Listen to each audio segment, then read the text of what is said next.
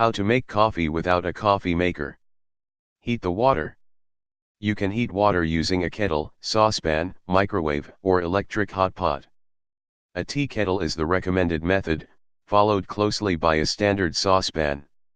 In either case, fill the cookware with enough water for the coffee amount you want to make and place it on the stove. Boil using medium to high heat. Microwaving water can be dangerous if not done carefully. Place the water in an open microwave-safe cup and stick a non-metallic object, like a wooden chopstick, into the water. Heat the water slowly in 1 to 2 minute intervals until it reaches your desired temperature. An electric hot pot is easy to use. Pour enough water into the hot pot for your coffee and plug the device in. Turn the knob somewhere between medium and full heat, and let heat for a few minutes until the water begins to bubble or boil. Measure coffee grounds into a measuring cup. Add enough pre-ground coffee to your largest liquid measuring cup to make as many servings of coffee as you need. You should use roughly 1 to 2 tablespoons, 15 to 30 ml, of coffee grounds per 1 cup, 250 ml, of water. Use your largest liquid measuring cup, especially if you plan to make more than 1 mug of coffee. If you do not own a large measuring cup, you could also use a large heat-proof bowl or pitcher. Pour the hot water over the grounds. Pour the hot water directly over the grounds in the measuring cup.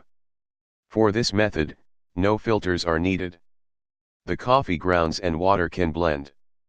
Let the coffee steep. Allow the coffee to steep for 3 minutes. Stir well, and steep for an additional 3 minutes.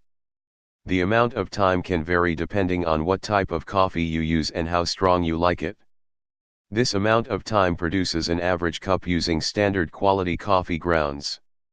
Strain the grounds out as you pour the coffee into a mug. Position a tea strainer over a mug, thermos, or other cup. Pour the liquid through the strainer. Repeat to fill any remaining mugs. The strainer should catch the coffee grounds, preventing them from getting into your mug of coffee. At the conclusion of this step, your coffee should be ready to drink. Add cream and sugar as desired, and enjoy. Use a filter. Heat the water. Use a stovetop kettle, saucepan, microwave, or electric hot pot. If heating water in a kettle or saucepan, fill it with enough water and set it to a boil on the stove using medium to high heat. To microwave water, place the water in a microwave-safe dish with a wooden chopstick or other non-metallic utensil. Heat in 1 or 2 minute intervals. Fill an electric hot pot with as much water as necessary and plug it in. Set the heat to medium or high and let boil. Place coffee grounds into a coffee filter. Scoop enough pre-ground coffee into the center of a single coffee filter and tie the filter into a bundle using string or twine. Tie the bundle tight to prevent coffee grounds from slipping through into the liquid. In essence, you are creating the coffee equivalent to a tea bag. Leave enough twine or string at the end to hang out of the mug. This will give you something to pull the bundle out with. This method works best if you only intend to prepare 1 cup of coffee at a time. If you want to prepare enough coffee to fill multiple mugs, you should create as many coffee filter bundles as you need and place 1 in each mug. The coffee produced by this method is slightly less strong than that produced using the strainer method. As a result, you should use at least 2 tablespoons, 30 ml, of grounds per 1 cup, 250 ml, of water. Anything less may produce weak coffee. Pour the water over your coffee filter bundle. Place the bundle in your mug and pour enough hot water directly over it to fill. If using multiple bundles of coffee, place each one in its own mug. Do not try to create a big batch by combining the filters into a large bowl or measuring cup. Steep. Let the coffee steep for 3 to 4 minutes. If you prefer stronger coffee, you could steep it for 4 to 5 minutes. For weaker coffee, steep it for 2 to 3 minutes. No stirring is needed during this time. Remove the filter and enjoy. Tug on the string to pull the filter bundle out. Add cream and sugar as desired, and serve. Give the bundle a slight squeeze with a spoon against the side of the cup to force out extra liquid. Since the liquid inside the bundle had prolonged contact with the grounds, it will make the coffee stronger if you squeeze it back into the mug.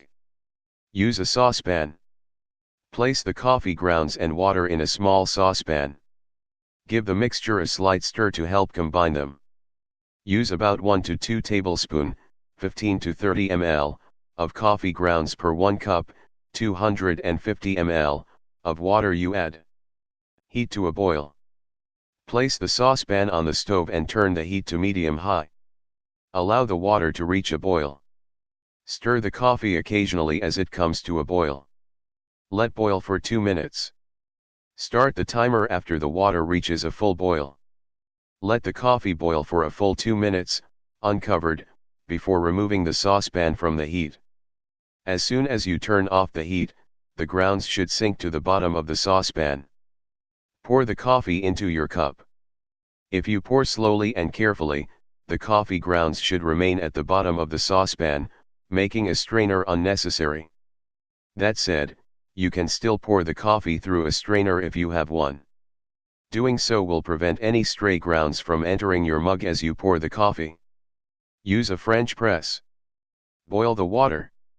Consider using a kettle, saucepan, microwave, or electric hot pot, depending on which of these resources are available to you. A kettle is an ideal option, but saucepans work in a very similar way.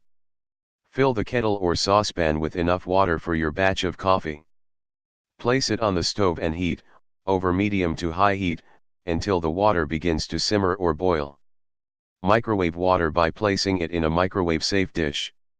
Insert a wooden chopstick or other non-metallic utensil to prevent the water from superheating and microwave in short intervals, no greater than 2 minutes each, until the water is hot enough. You can heat water in an electric hot pot by simply adding enough water to the device, plugging it in, and setting the dial to medium or high heat. Place the grounds in your French press. Add 1 tablespoon, 15 ml, of coffee grounds to your press per 4 ounces, 125 ml, of water. A coffee aficionado would insist on using freshly ground coffee, but you could also use pre-ground coffee. Pour the water into your French press. Pour the water directly over the grounds in your press, making sure that all the grounds are saturated. Change where the water falls to ensure the grounds are evenly saturated. As you pour, you should notice a small bloom forming at the surface of the coffee slurry. Use a chopstick to stir the slurry and bring out the bloom further. Steep. Place the filter assembly on the top of the press and let the coffee steep for a few minutes. For a small press pot, 2 to 3 minutes should be enough time. A larger press pot may need to steep for a full 4 minutes. Plunge the filter. Grasp the plunger stick on the top of the plunger assembly and press down. Press the plunger down evenly and in a steady manner.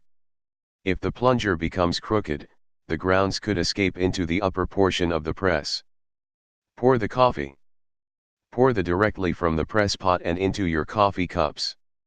Hold the lid to prevent it from sliding around or popping off as you pour. Use instant coffee. Heat the water.